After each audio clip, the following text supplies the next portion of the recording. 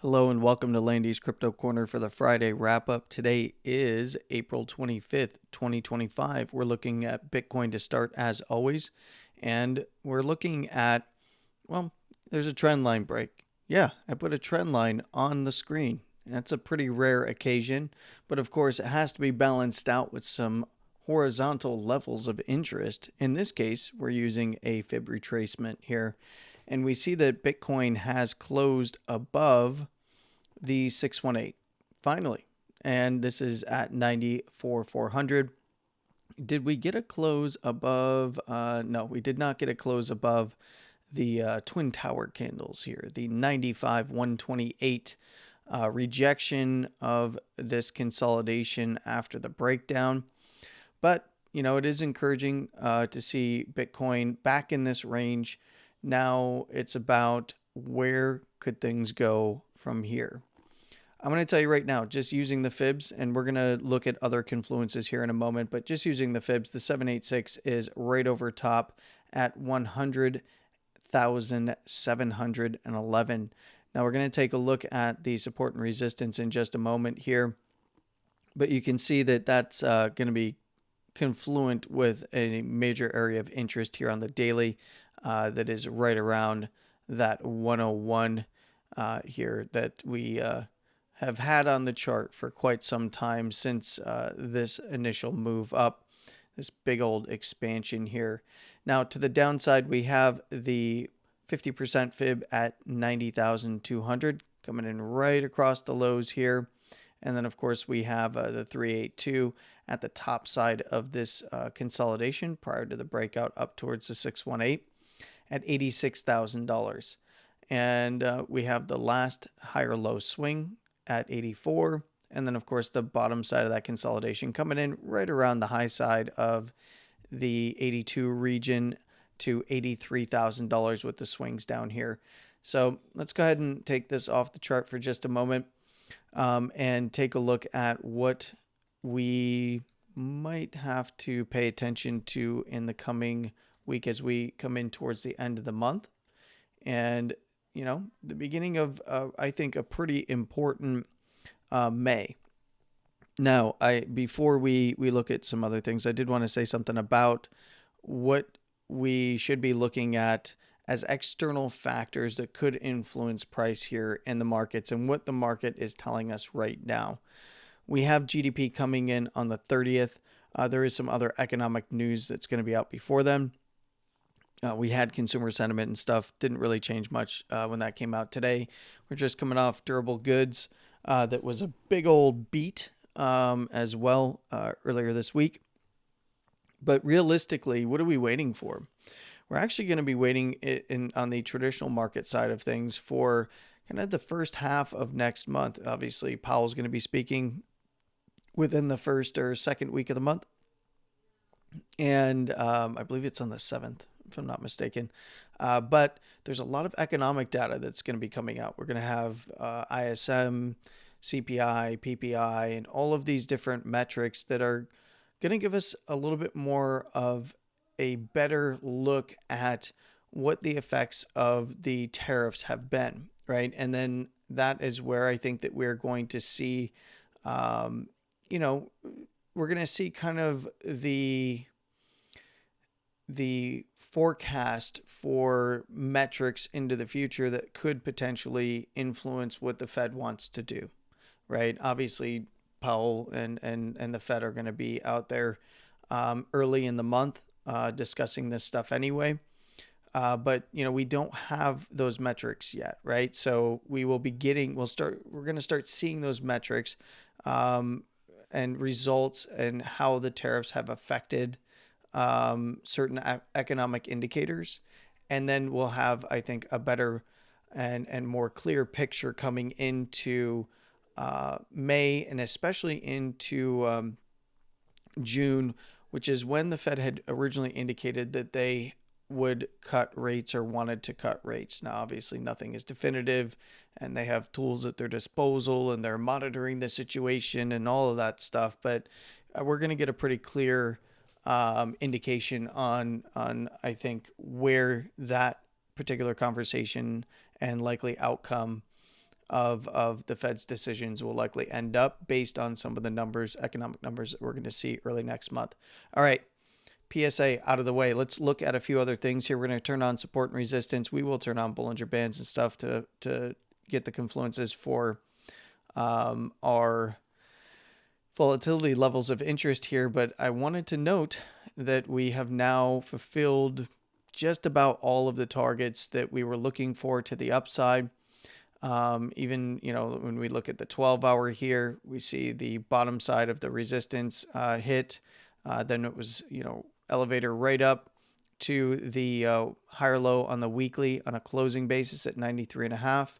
We had a subsequent retest of $92,000. That's a really good thing to see for the bulls there. That did indicate, trading back above 93.5, that we were likely looking 95 to 96K. And now we have seen that. So, if things do, pop up from here, the top side of the consolidation, somewhere around $100,000 is fair game to the 101 to 104 area up here. So that is really the next big area that I would be paying attention to. Should we start to see this trade over and start to close above, the $95,000 to $96,000 area, and see things kind of hold up or some consolidation above there, we could potentially see this continue to push up to the top side of this consolidation. That would be pretty bullish to go and at least test that 101 to 104 area in terms of shorter term time frame price action. Now, understand that as soon as we start getting some red candles on the dailies, we're probably going to see everybody freaking out again. And what we need to pay attention to on the bottom side now that Bitcoin has given itself a little bit of runway here on the daily is, closes, right? If we do see a close back below the Friday candle now at around 92,880, or, lower term time frames trading back below 93.5, pay attention to that area at 92,880. Any close below there will throw a high on the chart, a technical high, solidifying the swing high up here, or higher in this case. And, we'll see kind of how the weekend goes, but at least from here as it stands right now, it'd be on closes below 92,880 that we would see a high painted. And then we're looking right back to 92, right? And realistically, it's 92 to around that 88.7, $89,000 if you just want to use the even numbers, and that higher low on the weekly over there where that big spike on the daily came down to hit 89. And anywhere below, that 88.7, we're looking right back to the top side here at $86,000 to $85,000 as fair game. Bulls don't want to see that area lost on any kind of retracement or any kind of auction down around that area. It would be wouldn't be great, but it would imply that the lows would be back in play below 85, and especially on closes below 85 at least. You could take 86 if you're more aggressive, and then definitely anywhere below the 84 to 83 or so down here. Then the lows down here are absolutely back in play. So just understand that, if that were to happen, it's not like game over lights out or anything, but it would definitely be a very large move. And realistically, it's been quite a rally off the lows. We're up 28.96%, pretty much gobbling up that big old sell off, right? So that's a nice move, and it is still a retest of a consolidation that led to a breakdown. So understand the context, right? Don't and we'll talk about this in just a moment. Don't get overly bullish or overly bearish. Just evaluate the market with a clear head. And if you're in trades, make sure you're paying yourself. That's really what it comes down to. And I guess I can say that is financial advice. Pay yourself, right? There's going to be plenty of moves in the market. It doesn't always go up in a straight line, but it is fun when it does. Just remember, it also can, kind of go down in a straight line as well, or up in a straight line and then right back down. So just, keep a level head. Don't get too bullish, too bearish. I know that there's going to be a lot of opinions out there, including mine, that you're going to hear on Spaces regarding what's going on in price. But, evaluate it and make sure you're paying yourself along the way. All right, upper second standard deviation is coming in at 96.5 right now for this Saturday session. Of course, it's still Friday for me, but it's starting to get into kind of the edge of the breakdown candles here prior to the compression to expansion. So, if we do start to see Bitcoin trade back above there, this little consolidation over here, little consolidation that was really boring here, made for some fun range trade scalps, but it was still it was a pain in the butt. But, in this case, it's fair game, which would put that $100,000 area, $95 to $100,000 here, and even 101 back on the board for the bulls. And we talked about the downside areas of interest. If Bitcoin does start to trade back below the weekly here at 93.5, and especially on any closes below 92,880, you can call it 92.9 if you'd like. We've either already seen Bitcoin test down to 92 again, but we would likely see that if we hadn't already, and we can see that the upper first standard deviation is right there. Near the top side of our red zone down here. So anywhere below there, that 88,700 to the basis is actually fair game. And again, this is coming in at $86,000. So we can go back to that fib as well and just find our confluences there. So if we were to just go like this, you can see that the basis band or 20 simple here on the daily is right there at that $86,000 level, just right at the top side of that consolidation prior to the breakout and reclaim of the prior range. So, it's bullish to reclaim a prior range, right? Show that price can auction back in here and stay stable and even get bought up. We're hearing all of the news about buyers and there's bullishness and all that kind of stuff. So that's great and all, but we do have to keep our wits about us.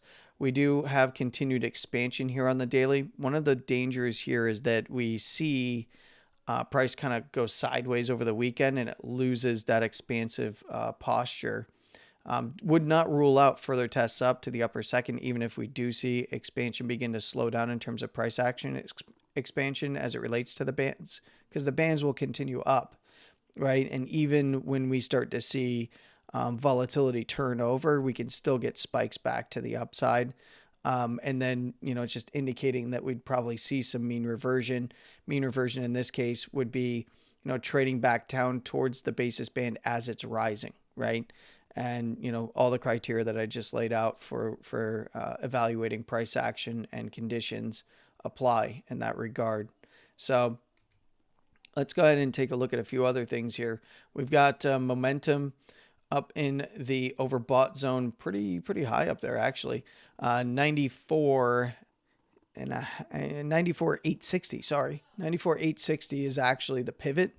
So on any closes below that, we will see this turnover. But keep in mind that when we see a regular Stoke, this is not a Stoke RSI. Stoke RSI is a measurement of the velocity of RSI. We're going to take a look at RSI in just a moment. A regular Stoke is measuring close over close price momentum. In this case, the pivot's fairly close to where Bitcoin is trading right now. But we would need to see a close below, and this can stay in the overbought area for an extended period of time. And realistically, as long as Bitcoin is trading closing above the upper first here, it's kind of playing between the volatility areas of the upper first and upper second.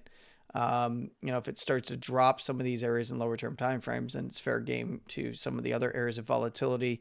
You still need to take into account horizontal support and resistance, and other areas of confluence on lower term timeframes as well for that stuff. But, I would say, again, 89 to 92, that red zone is the area that we want to see hold up and flip back into support again, because it was support turned into resistance. We would like to see an SR flip. We got that nice test down, obviously, on the most recent dailies here, which showed that it was a nice support on the high side at 92. But, on any retest, we want to see that flip back into support. Otherwise, we will be looking at a deeper mean reversion and retrace. So we looked at BBWP. Let's look at RSI here. So there is, because now this is an uptrend. So when it comes to divergences, the most powerful divergences are going to be in trend divergences. So this is the new trend, right? This is the uptrend, right? So we had the lower low, we had higher highs as it related to this little guy over here, some higher low swings and even higher low closes put in here, right? And then the move up. So this is an uptrend, which is this part of the RSI structure.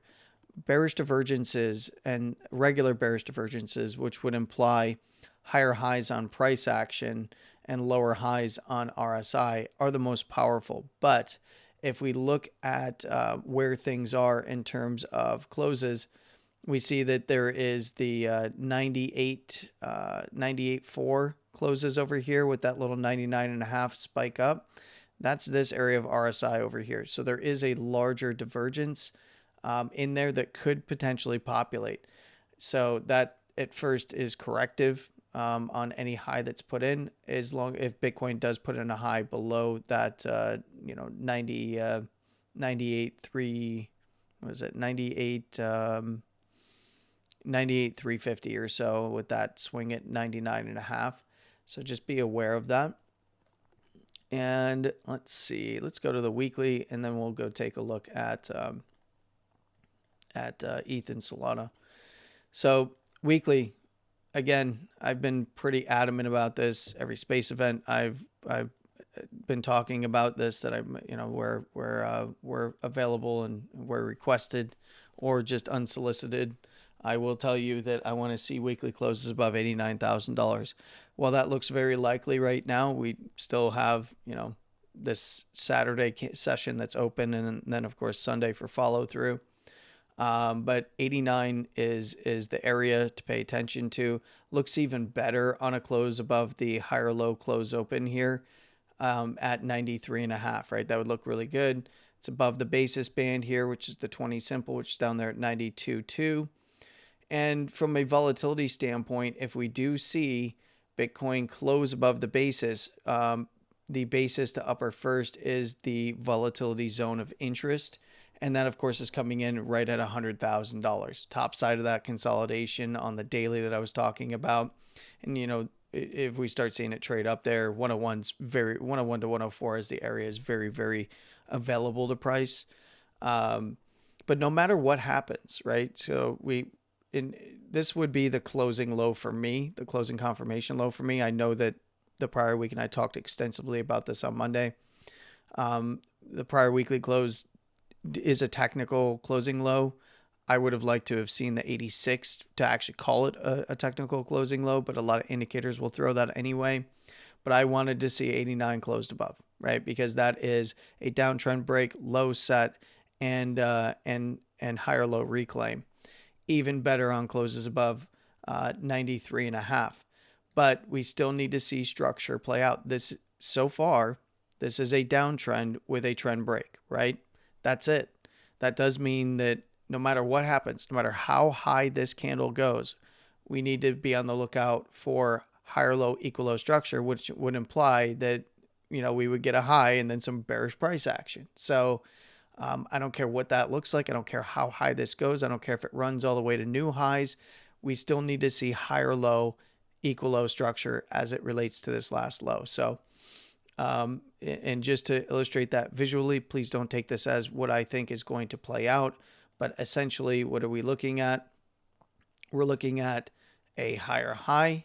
No matter how high this goes, I don't care if it runs the highs. We're looking for higher low, equal low structure, and then for that high to get taken out, right? So wherever the new high is, I don't care if this is the new high or if it's much higher. It could be like this. Then we're still looking for higher low or equal low structure on a close, especially. But that's what we look for from here, because now we're on higher highs for the weekly. It is a trend break. That would be the bullish scenario. Otherwise, the way that it turns into a deviation of trend, meaning a deviation of this downtrend, is that we see something bearish like this, right? That takes, it's just a deviation of trend. That's what we don't want to see. And it doesn't matter how high it goes. We need to see structure build. And then even on a higher low, that's trend reversal setup, we need to see continuation. So again, higher high, say, I don't care if it's here or higher, it doesn't matter where you put it, higher low, higher high. So upon breaking, you get a higher low, get a higher high. I don't care if the higher low is even right here on a swing. And then a higher high, as soon as you get the higher low, that's trend reversal setup. And then you're looking for the higher high and higher low expansion, especially on the weekly. I don't think we're in expansive posture just yet. Obviously, I would like this. This is still, compression to expansion, and the bands are pretty expanded. We'll see how the bands react on the close this weekend, but we might start to see basically ranges start to form in terms of the bands as they go sideways. If price sticks around the basis or between the upper first and lower first, then we'll see compression. But, it could expand from here. Close above 107,400.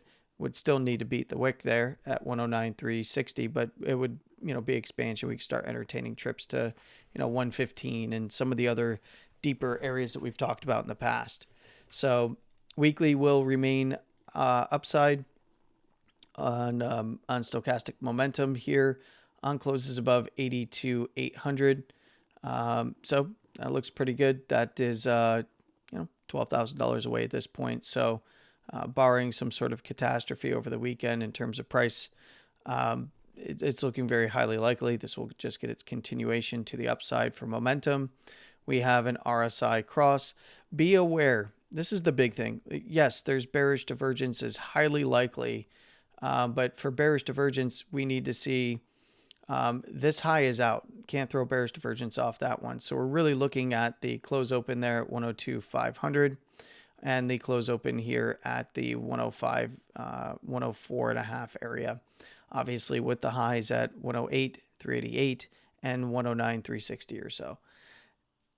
Essentially, I guess you could take this little one. Yeah, no. It's this guy right here.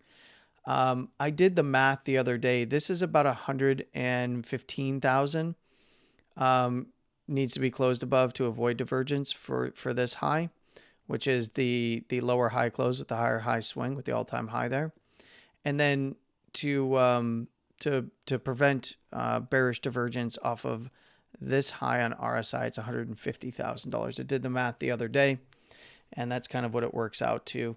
I can maybe I'll get that back up for Monday or something to show that and the methodology behind it, meaning that we could still be making significantly, 115 is still a higher high than the all-time high, but it wouldn't be like that exciting for many in the TA sphere. But 150 is a significantly higher high. Now obviously there's 130 and would be a major fib level to get above, or 128. But, we'll cross that bridge when we get to it. Again, I can't fade what we were already seeing, right? Was it this one? Yeah, this is the 1.618 as well, right here at $95,000 off of this range here. But yeah, we're getting the same kind of stuff that we were talking about before off that range. I do want to caution, it's right at a very major level. We need to see some constructive, price action on pullbacks and just kind of evaluate. And if we get continuation, and then there's some pretty obvious targets right overhead. That's going to be it for Bitcoin today. Enjoy the green candles while they're here, because trust me, the first bearish day, the whole timeline is just flip-flopping back and forth in terms of sentiment and excitement. And it's getting very extreme right now in terms of emotions on the timeline. So just, keep your head about you, keep your wits about you. All right. So let's go ahead and take a look at Ethereum. Ethereum is on the weekly here. We're just going to keep it on the weekly. Ethereum's still below the lower first. This looking like it's going to be a low set. That doesn't mean that it can't continue to test around this low, but that's, we want to see a low set. I would like to see closes above 1800 for Ethereum, but it needs to get above that lower first, 1850. From a weekly standpoint, you do have to pay attention to the kind of order block candles here.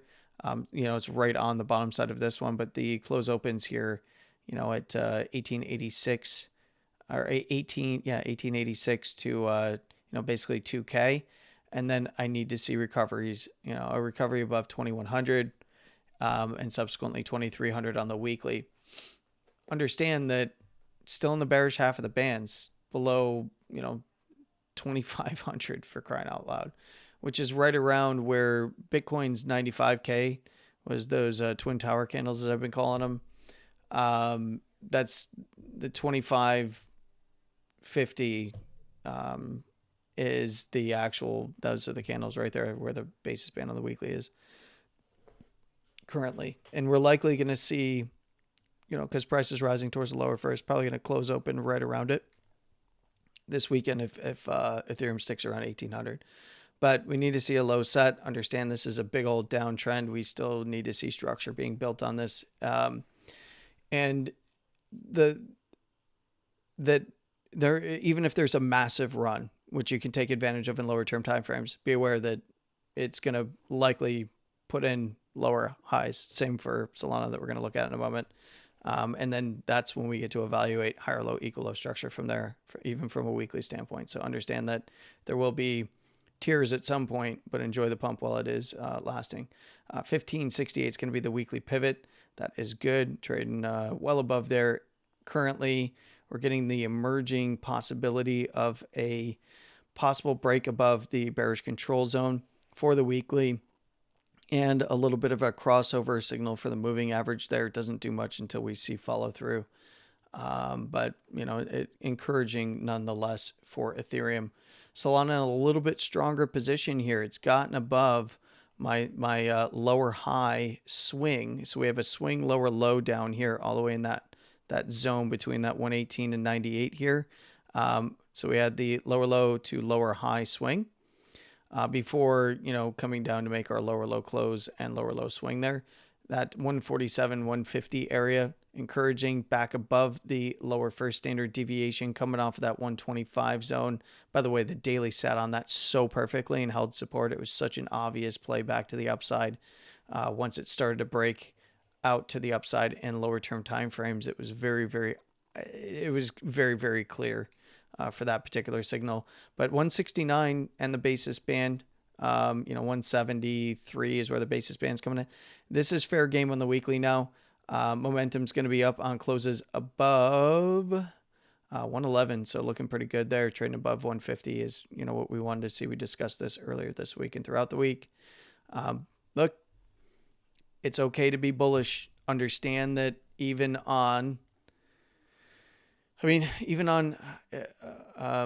Solana here, look, the last real closing high is up here. Higher high as it relates to kind of this, it was kind of just straight down with a lower low swing, lower high swing to lower high close open here. So trading above 132 now on the weeklies looks good. That's also the lower first, but we have to see structure build just like on Ethereum.